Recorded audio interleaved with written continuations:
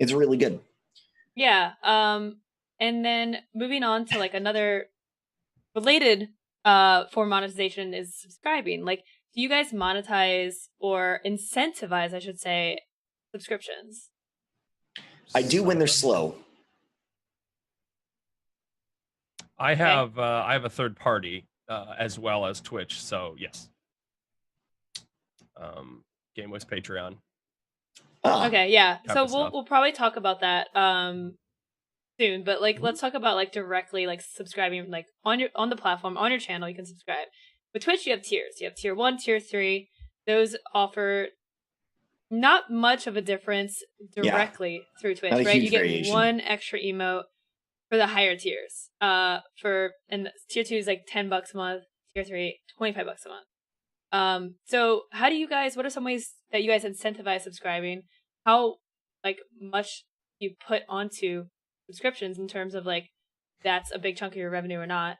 Like what do you think about those higher tiers? Do you guys offer different incentives for those?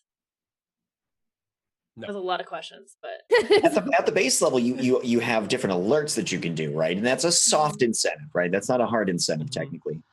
So it's like, you know, you could always do something that's like a little fizzly firework. It's like, yeah, you subbed, and then like have you like the big cacophony, like a whole epic thing for like tier 3.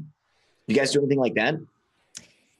I don't have any different emotes for it. I do have, or sorry, I don't have any different notifications, but I do have different emotes. But it's not something, I think it's still soft. I don't think it's like, at least for my emotes, they're pretty similar. I don't really do anything much with that, but for subscribers to get more, I guess the only thing I have done in the past is like to build up hype, I guess, behind like, hey, we need like 100 more subscribers and we can unlock this new emote that you guys can use. That's something that I've seen a lot that's common. That's something that I've done in the past, but lately with sub gifting, I feel a lot of us have hit our goals a lot higher than we ever thought we would ever hit.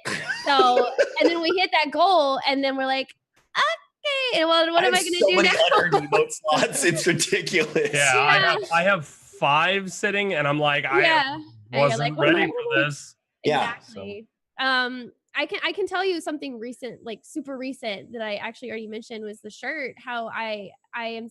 I guess you can say I'm incentivizing subs by saying, you know, I want you guys to be a part of the 5-year experience. So what I said is, if you are a sub between a certain time, I'm going to put you on the back of the t-shirt. And that's something that I did, and will currently it's a great idea. It's just one idea that I can think of at the moment. So yeah, and you also see you mentioned like the sub points. That's a big thing, especially with Twitch, where you know they've changed the way the sub point system works, where it's like, okay, you at one time you can be like only like 200 points away from your next emote. Like that's not that much, especially with the sub gifting that's been happening.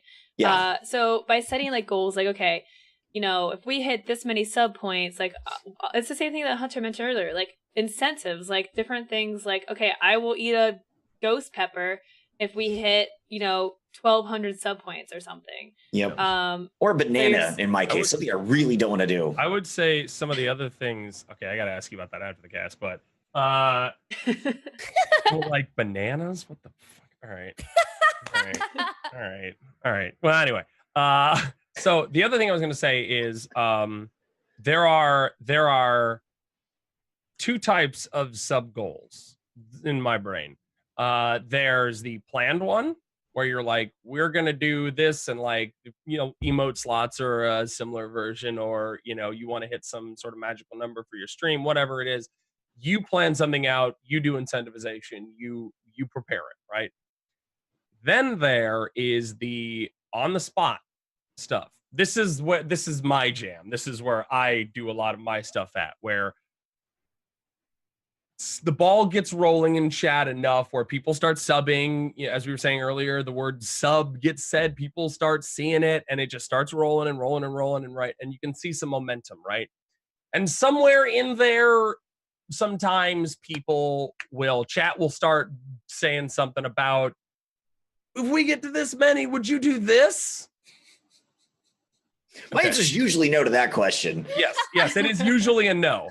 However, if you can find a way to bargain with them, Mayor Goobers, and say, Mayor, get out of here. Memes. All right. Anyway, but so if you can, yeah. Okay, fine. So basically, my chat recently got me to agree that if I ever hit 3,000 sub points, I would fill out the paperwork to officially declare my candidacy for mayor of Seattle. I would fill out the paperwork. I can't submit it because it's 3 years away and it costs $1,700. So really? Yes. So we looked. I would have submitted it if it was sooner and didn't cost an insane amount of money. But I would fill out the paperwork. I would do that. And they were like, all right, these are fair stipulations to the rules. You can fill it out. Okay, great. We'll take it. I'm like, all right, fine. If you dorks get to 3,000 sub points, fine, whatever, right? It's a ways away. They haven't hit it yet, but things like that can evolve into an immense moment, an immense identifier of your community that is absolutely in a sub train where it's on the spot. And if you're there and ready to roll with your community, they are as much a part of creating the content as you are. And that moment right there, where they're giving you this opportunity to say, if we get to this point, would you agree to do this? And it's not something you thought of, but it's the community. You are giving them a moment, specifically the person who says that. And if you ever make it, like, has this trophy forever that they will just put on their mantle, like, that was my idea. I did that. And that's great. And they should be happy about that. But if you can get behind that, give them opportunities to push their own ideas into the stream and truly showcase how Twitch is a collaborative content creation device or platform, then yeah, you can make a lot of that happen just on the fly, you know? So it's a very improv thing, right? It's a yes and, you know, you don't say no, you just say yes and you adjust it on the fly, right? I'm not saying don't say no to sub goals and somebody's like, will you jump off a building for 12,000 subs? No. You know, I'm not sucking on my own toe, man. Yep. That's exactly. disgusting. I'm not doing that. Yep, exactly, right. But that's sucks. that's what I mean to say though, is that there's those two kinds of things. There's a planned incentivization, and there's people who are behind your stream and want to get other people behind the idea. And if you're open to the idea and bargain a little bit. What about the simple and basic ones? Things like Discord access. You got some people have a completely sub-only Discord because they didn't want to do Discord in the first place, but they were like, if you're going to pay me, and there are others, like I used to have several channels that were sub access only. Now I have one, and it's the worst one. So congratulations, I guess you subbed, and now you have access to the worst channel in my Discord. And that's to your same kind of point. Like that gets into the meminess. I think it's called the sewer. Because it's just the whole thing is just trash.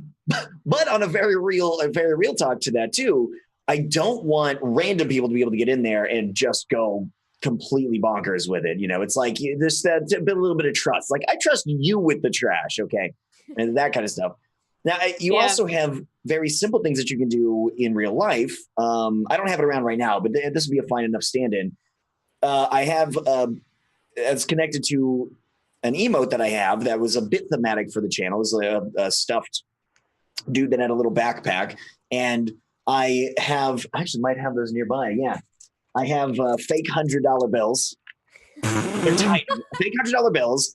And I'd write down somebody's name when they subbed, and I'd tear it off and I'd put it in the backpack. And there was like a whole little dance, and it'd be like, I'm eating your soul now. Thanks for feeding me. And this whole at the same time as it had this symbolism to it. It's like, it's funny on the one side because it's like, I'm a streamer. I've got golden yachts. I don't care about money. On the other side, it was like, you are more important to me than money. Right. And so it's like, so no matter how I was feeling in the day, like I could be feeling like really emotional and really grateful, be like, this is what this means to me. Sometimes it's really comical, and you can play with that. And that's a really simple, self-created kind of like just looking around your room, like what stupid thing can I do? You're just kind of piecing together ideas until something shows up, and it doesn't cost you much. Yeah, I got an automaton, man. Yeah, that's the dumbest instrument ever, and it's amazing. Very useful. Absolutely. Yeah, I used to use like a stuffed cat to thank subs. Oh, have Grumpy Cat. I have come on the this stream. plushie that I made. Every time somebody subs, I put it up and I say thank you. Or if somebody donates, I show the rupee. Oh, and here's another thing. One that I've done it before, sort of light, and I'm gonna do it again here soon. Is part of that whole collecting the names thing. Is do a giveaway for something that's not worth any money, but still to the same kind of theme. It's related to the channel. So it can be, I'll do like a little, stick figure. What are the flip books? And it's like my own head popping off, and then I'm using it as a soccer ball. It doesn't really matter what it is.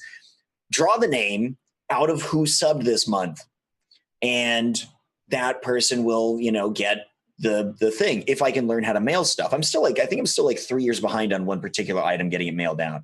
We'll get there. But things like this are things that you can self-construct that you don't have to worry about. I would say first and foremost for a lot of these things is don't spend more money to try and make more money. You have to spend money to make money, but if you're looking to generate revenue for yourself and you're still in the early stages of figuring that out, don't go blasting out tons of money thinking that it's going to draw in tons, because what happens if it doesn't? If you can manage to generate revenue by spending almost $0, you're good. Use that to then make something better, to spend that on something better, to create more for the channel.